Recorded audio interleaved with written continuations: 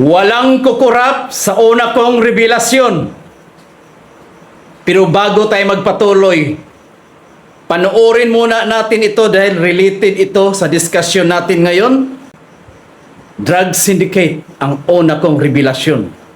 Panoorin muna natin ang kaso ni Mima bago tayo magpatuloy. Kilala na po natin ang mga salarin sa pagpatay sa vlogger po sa Caloocan City. Kagaya po ng sinabi niya, most probably ay ito po ay miyembro ng sindikato or inupahan ng isang sindikato para po ipapaslang o ipapatay vlogger natin.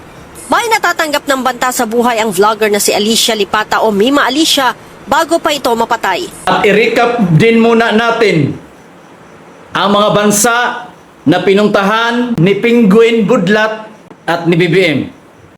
Ito.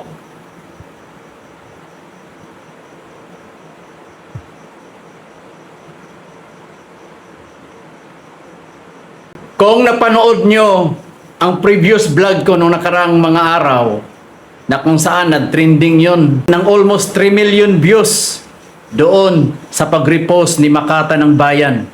At ni-repost ito ng mga kasamahan natin mga vloggers dito sa social media. Maraming nag-repost.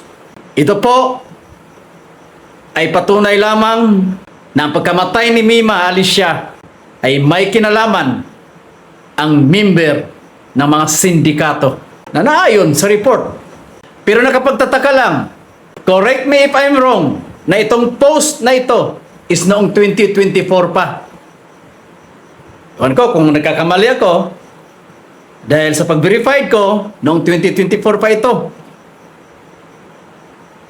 So, big question mark pa rin, o ang salarin, o ang tunay na salarin sa pagkamatay ni Mima Alicia.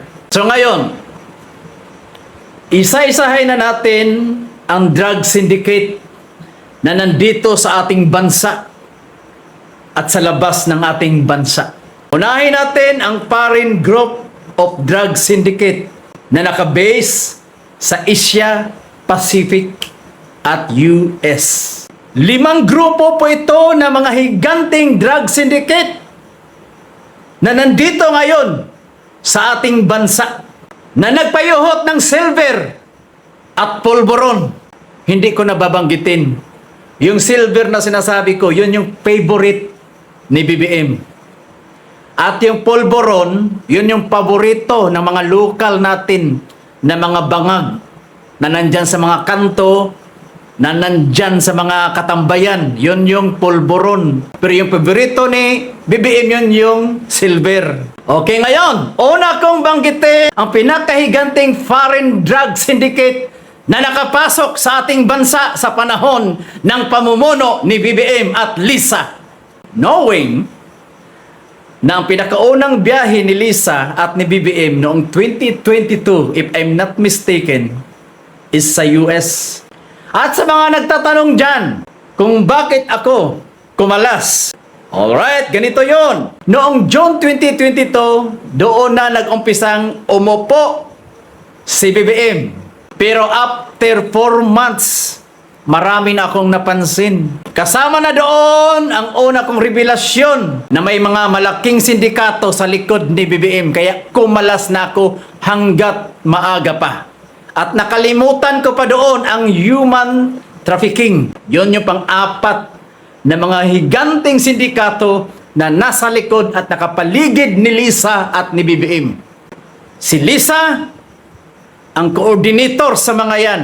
Si Lisa, ang siyang naging dahilan ng lahat ng kaguluhan sa ating bansa dahil under niya si BBM, kontrolado niya si BBM. Siya ang presidente ng ating bansa. Yan si Lisa.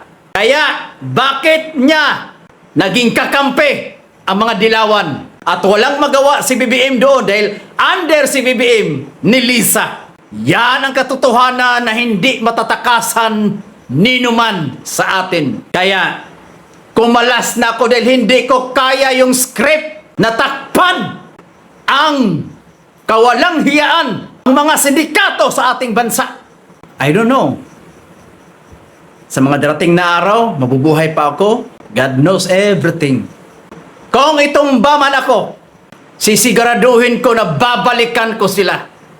Dadalawin ko sila araw-araw sa Malacanang. Okay, banggitin na natin ang napakahiganting foreign drug syndicate na nakapasok sa ating bansa. Ito ang tinatawag na Samgor. At itong Samgor na ito ay may mga alliance. Grabe, napakalaki. 5 triads. Ang tinatawag na 14 key. Ang tinatawag na Bamboo Onion. Ang tinatawag na Big Circle Gang. Ang tinatawag na San Yen On. At Wo Shing Wo na nakabase sa Hong Kong and Taiwan. Trade in Asia Pacific. At dito dineliver sa Pilipinas na ikinarga sa barko. Nito niladang pulburon ang ikinarga sa barko at dineliver dito sa atin doon sa Zambales, Bataan, Ilocos at Mindanao. Banggitin natin ang pangalawa. Itong pangalawang higante ng drug syndicate ay tinatawag na Golden Triangle Networks. Origin from Myanmar and Thailand at dineliver dito sa Pilipinas. Ang pangatlong foreign drug syndicate, Chinese Link Networks, associated with the names Mr. P. C. and Mr. M. Y. Di na natin magitin ang full name dahil delikado itong mga taong ito. Ang pang-apat na foreign drug syndicate na paborito ni BBM na i-deliver sa Pilipinas ay ang Indian Link Groups na nag-supply ng silver dito sa Pilipinas. Dineliver ito sa Laguna nitong taon lang noong February 2026. Bago pa lang. Ay my God. Alam nyo, no? Nakakalula. Stay tuned! Dahil ikumpara natin ang datos nung panahon ni Tatay Digong at panahon ni BBM. Stay tuned lang kayo. Hindi pa tayo dito nagtatapos. Panglima na foreign drug syndicate, Mexican cartels. Ito yung nakabase sa US na kung saan palaging nandoon si Lisa at BBM. Na kung saan, kung naalaalan nyo, na may nagurgur doon dahil na overdose. Sino ang mga alliance nito? Ang alliance ng Mexican cartels ay mga Italian Gulf Cartel at Cosa Nostra na nakabase sa USA. No wonder kung bakit pabalik-balik si Lisa at BBM. Kasi nandoon yung paborito nila, ang silver. Sana ma-overdose. So ngayon, babanggitin naman natin ang mga local na mga drug syndicate dito sa loob ng Pilipinas. Ito ang tinatawag na SSS. Hindi ko na ibigay ang full name ng mga to. Na nag-control at nag-supply sa lahat ng jail nationwide. Pangalawa, na local syndicate sa loob ng ating bansa ay ang tinatawag na TBR. Hindi ko na rin banggitin. Delicates. Na nakabase somewhere in Mindanao. Ang pangatlo, ang tinatawag na Osamis Group, na ang network nila ay nandyan sa Misamis Occidental. Sino kaya ito?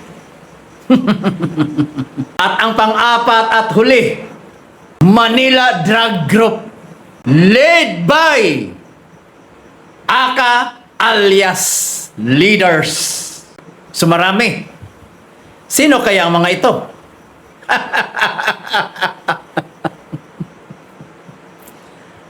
Dodong Abalos, kumusta? Kinumusta lang kita. So, ayon sa aking pananaliksik, from 2022 na pagkakaupo ni BBM until sa kasalukuyan 2026, ang mga nahuhuling foreign drug syndicate ay 30 to 40 groups lamang ang kanilang nahuhuli. Very low number of mga higanting foreign drug syndicate ang nahuhuli nila from 2022 to 2026. I don't know. Baka data lang ito, pero absuelto. Kaya ayaw kong mag-vlog sa kanila eh. Ayaw kong itaya ang kinabukasan ng mga kabataan para takpan ang katotohanan. Okay, patuloy tayo! Sa panahon ni BBM from 2022 to 2026, ang mga nahuli nilang local drug syndicate sa ating bansa ay nasa 28 to 30 people only ang kanilang nahuli. Napakaliit ng datos. Hindi niyo na ba napapansin? Sobrang tahimik ang war on drugs ngayon. So ngayon, para makumpara natin ang kapanahonan ni Tatay Digong, hindi to fake news, verified ito. Dahil bawal sa akin ang fake news. Dahil magkasala tayo kay Tatay Mitch. I-recap natin ang kapanahonan ni Tatay Digong sa tinatawag niyang war on drugs.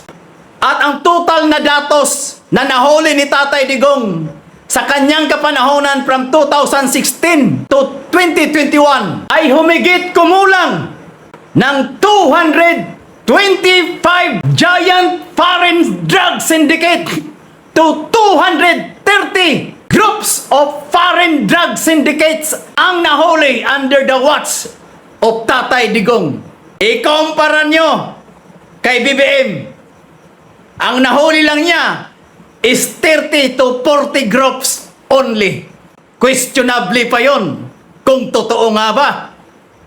At yung mga nahuling local drug syndicate, mga local drug syndicate mga drug lord, ay nasa 1,400 groups of local drug syndicate.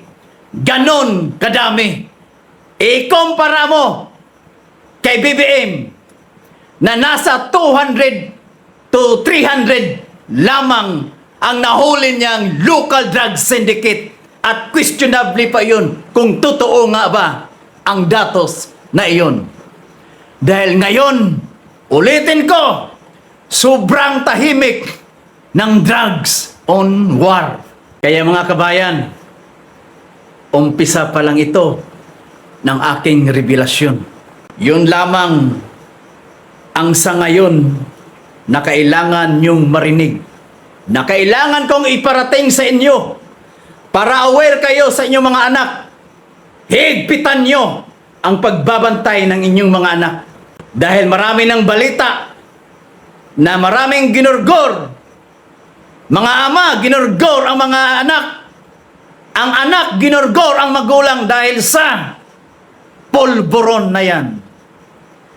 Yun lamang po at maraming salamat at pagtitiwala nyo sa aking channel. Buhay ko ang nakataya. Magandang gabi.